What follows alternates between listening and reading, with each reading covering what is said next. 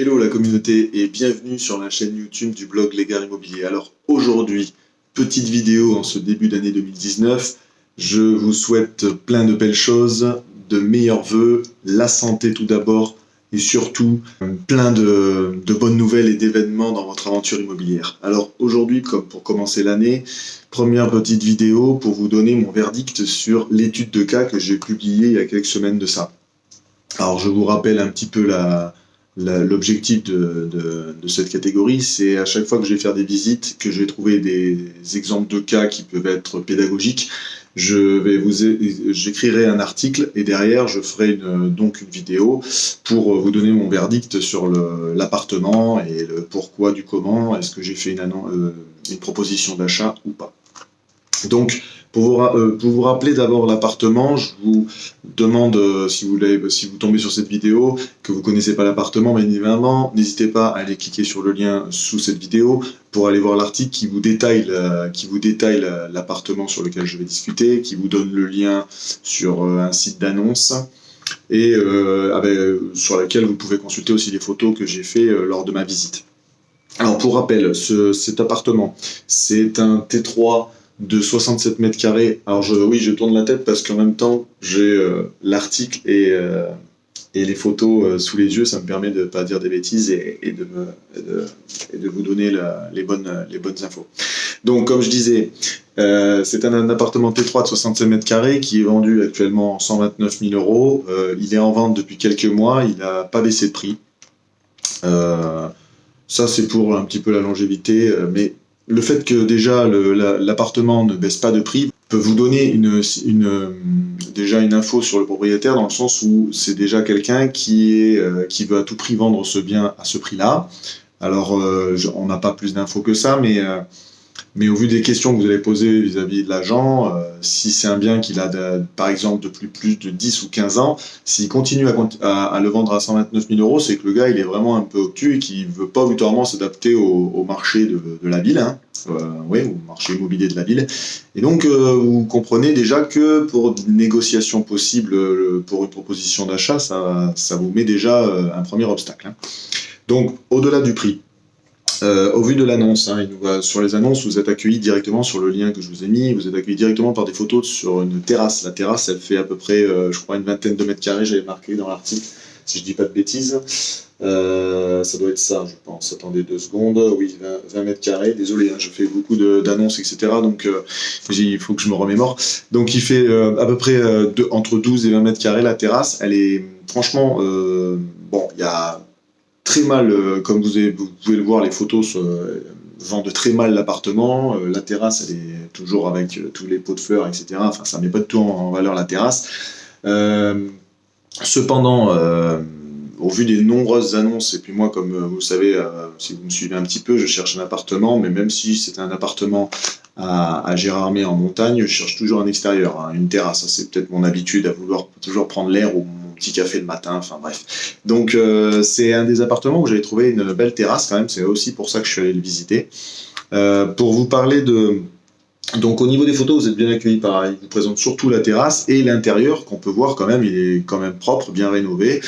Bon, les meubles, bien évidemment, c'est la déco de la proprio, mais on voit que la salle de bain est une grande pièce. Franchement, pour l'avoir visité, c'est très grand. On peut faire d'autres manips. Bon, la couleur vous plaît pas, mais il y a de quoi faire dans cet appartement au niveau surface et au niveau décoration, en tout cas, il y a très peu, enfin il suffit qu'on installe par exemple les meubles et on peut déjà commencer à louer. Bon, après je vous avouerai que quand on veut faire de la location saisonnière ou haut de gamme, vous l'entendrez surtout de partout sur internet et dans les articles, il faut que le bien se démarque des autres. Donc le but c'est quand même de faire de la déco un peu, on va dire, moderne, mais surtout qui donne l'impression de haut de gamme, hein, quand même. Donc quand vous voyez la salle de bain, etc., vous voyez bien que c'est des couleurs un peu passées et qu'il faudra faire quand même des travaux dans la salle de bain.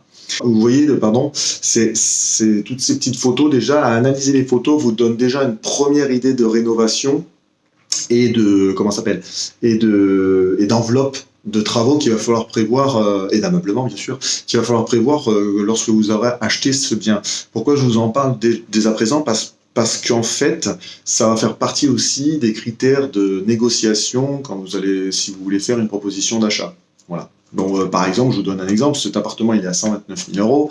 Au vu des travaux et de la déco, vous tablez sur une enveloppe de, je sais pas moi, 19 000 euros, allez, comme ça fait un calcul facile.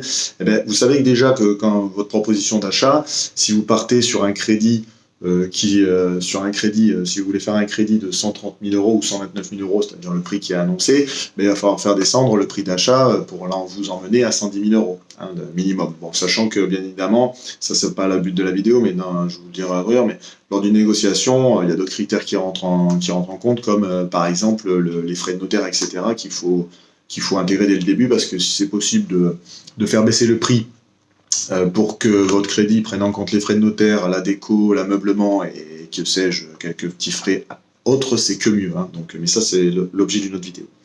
Donc, dans la description, après, alors quand on prend le texte, parce que là, on n'a fait que les photos et le prix.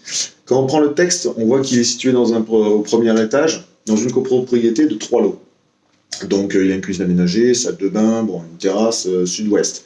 Un parking et une cave privative. Alors ça, dans l'étude de marché de votre ville, bien évidemment, moi par exemple, pour vous donner pour faire le parallèle avec Gérardmer, la place de parking et la cave privative. Alors la cave privative, comme tout appartement de montagne, il est à peu près proposé dans toutes les annonces que j'ai vues. Par contre, le parking, c'est très intéressant parce que pour avoir fait un déplacement un week-end où il y avait du beau temps, ou voire même lorsque il y a certaines activités comme la fête des jonquilles, etc., je peux vous dire que pour chercher une place, ça commence à être difficile, surtout que c'est que des parkings publics, donc tout le monde se met n'importe où. Donc d'avoir un parking, ça, disons, donne une garantie à vos futurs locataires qu'ils ne vont pas se faire chier après avoir fait, pardon pour ma parler aussi, ils vont pas se faire chier après avoir fait par exemple 4 ou 5 heures de voiture, de chercher encore plus une demi-heure, une place. Ils vont l'avoir directement, elle sera dédiée à eux, et ils pourront en plus décharger tranquillement leurs affaires à côté de leur logement, ce qui est plutôt vendeur et surtout ce qui donne un petit plus à votre appartement par rapport aux autres pour le louer en saison ou pour le louer en courte durée, ce qui est encore mieux. Voilà, donc bon point pour le parking, bon point pour la terrasse, bon point pour la cave. Alors, comme ça, vous me dites, il est pas mal cet appartement. Alors maintenant, je vais vous expliquer les autres trucs à regarder un petit peu, c'est l'emplacement et les activités. Alors comme je l'ai dit, cet appartement, il est positionné pour avoir fait le centre. Moi, je cherche à Gérardmer, il y a le centre-ville, et je cherche dans un secteur où il ne faut pas dépasser, grand max, un quart d'heure, 20 minutes à pied, sachant que le centre-ville, il est à quelques minutes, même pas, entre 5 minutes, grand max, du lac. Donc, moi, je cherche dans ce secteur-là pour que les locataires, après avoir déposé leur voiture, par exemple, puissent faire le plus d'activités et visiter le centre-ville et aller profiter du lac à pied. J'ai fait le choix de choisir le centre-ville plutôt de la station de ski. Pourquoi ? Parce que pour ma part, j'ai pas envie de me fier que sur la saison de ski et les commerces et les activités se passent en centre-ville, c'est-à-dire dans la ville en contrebas. Donc voilà, ça c'est mon choix. Après, libre à vous en fonction de votre ville de choisir, sachant que l'emplacement est super important. Donc cet appartement est à grand max un quart d'heure, 20 minutes à pied, ce qui commence un peu à faire, sachant que les commodités les plus prisées quand on va en location, c'est les supermarchés, les choses comme ça, pour pouvoir faire des petits achats durant notre séjour. Et pour accéder à ces commerces-là, il faut faire ou 10 minutes d'un côté, ou les un quart d'heure, 20 minutes à pied pour aller dans le centre-ville. Donc au niveau emplacement, il est moyen. Il est en limite de mon secteur, mais au vu de la terrasse et au vu de sur la place de parking et quand même de sa superficie, 65 mètres carrés, je le rappelle, j'étais allé le visiter quand même. Alors, au niveau des activités, comme je vous l'ai dit, les supermarchés, il est à mi-distance entre on va dire une zone industrielle où il y a le supermarché, etc., une zone artisanale, pardon, et à un quart d'heure, 20 minutes du centre-ville et du lac. Donc après, libre à vous, mais je peux vous dire que si vous êtes un peu comme moi, c'est-à-dire que vous baladez en centre-ville à pied, quand vous êtes fait une journée complète de marche, faire un quart d'heure, 1 minute pour aller à l'appartement, après ça dépend ce que vous recherchez. Moi j'aime bien être proche des villes, proche du centre-ville, pardon, pour pouvoir justement faire beaucoup de choses à pied, mais pas être dans le centre-ville, parce que là pour le coup vous subissez les nuisances sonores. Voilà, c'est un choix de chacun, voilà. Pour faire un petit rappel de tout ça, donc au vu du prix, il n'a pas évolué depuis, ça fait quelques mois qu'il est en vente, donc ça montre déjà une première info sur le propriétaire, sachant que on ne sait pas depuis le nombre d'années qui le possède, donc depuis combien de temps il paye son crédit par exemple. Sinon, au niveau des bons points, c'est sa place de parking, c'est sa terrasse, c'est sa superficie et le fait que quand même l'intérieur soit propre et que au niveau rénovation et ameublement, enfin il y aurait la rénovation pourrait se limiter par exemple à de la peinture et de l'ameublement, faut le meubler quand même, donc voilà, c'est pas non plus la méga mouse travaux quoi. Donc maintenant mon verdict, alors pourquoi?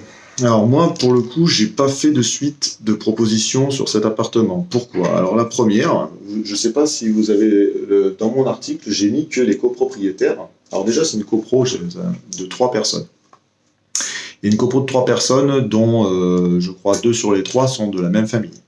Donc déjà, alors petite copro c'est bien pour gérer. Par contre quand c'est les copros qui sont de la même famille, ça peut, je dis bien ça peut, parce qu'on peut tomber sur des bonnes personnes, mais ça peut amener des, on va dire, difficultés si on veut faire des rénovations, etc. Étant donné qu'ils sont tous de la même famille, si la famille n'est pas d'accord, vous êtes bloqué et vous ne pouvez pas faire vos travaux ou vos rénovations sur le bâtiment. Ça, c'est la première chose. Après, la deuxième chose, c'est que ce bâtiment-là, si vous avez vu les photos, je vous le dis, n'hésitez pas à aller dans mon article, vous verrez les photos, la bâtisse est vieille.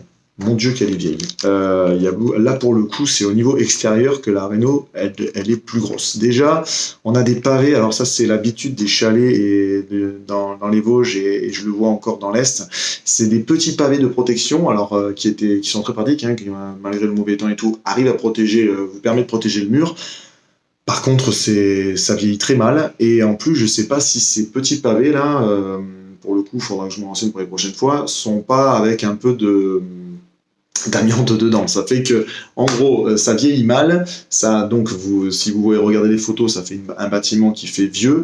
Et quand vous voulez louer un appartement, autant l'intérieur, est important, autant une photo extérieure, surtout si on a une terrasse à présenter comme cet appartement, ça y joue beaucoup. Et je vous avouerai que le locataire, quand vous lui montrez l'intérieur, mais par contre, quand il va arriver réellement à l'appartement, qu'il va voir cette maison en première vue, je peux vous dire que déjà, ça va vous faire un petit commentaire et peut-être pas avec des bons points, vous voyez.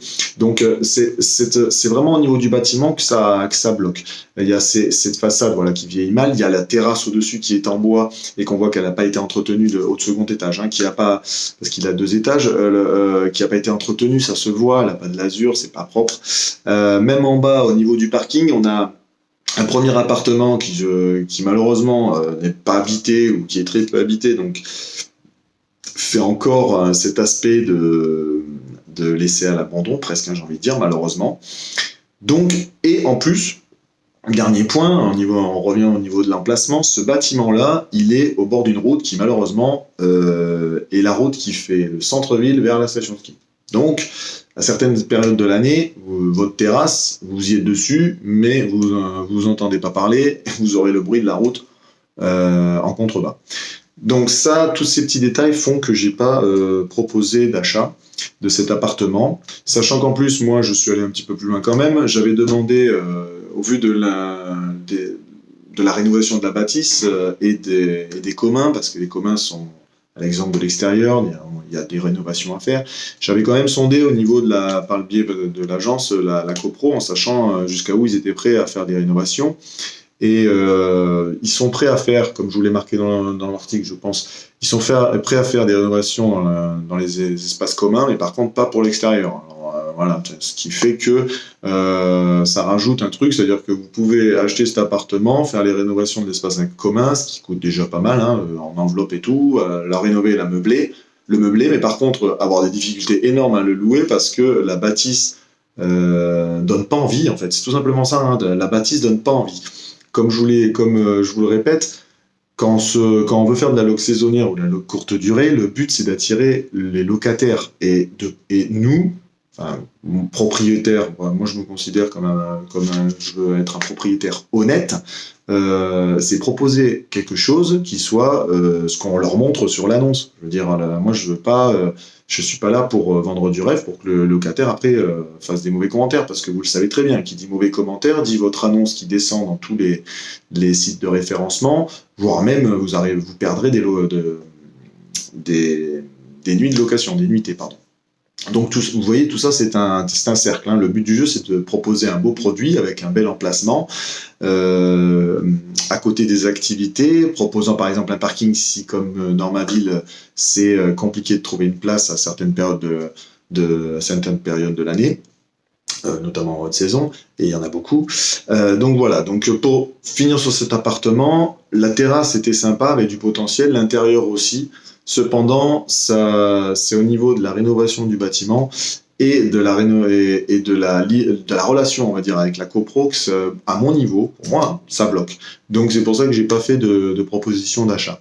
Donc voilà, j'espère que cette petite vidéo vous aura aidé, en plus de l'article, pour vous faire un premier regard sur une annonce. Je vais continuer à faire des études de cas. Comme c'est ma première étude de cas sur ma chaîne, n'hésitez pas à me mettre des commentaires pour que la prochaine étude de cas, je prenne vos commentaires en compte pour que j'améliore cette catégorie, bien évidemment. Donc je vous remercie de me suivre, je vous souhaite encore une très belle année et je vous dis à une prochaine fois. Ciao la communauté.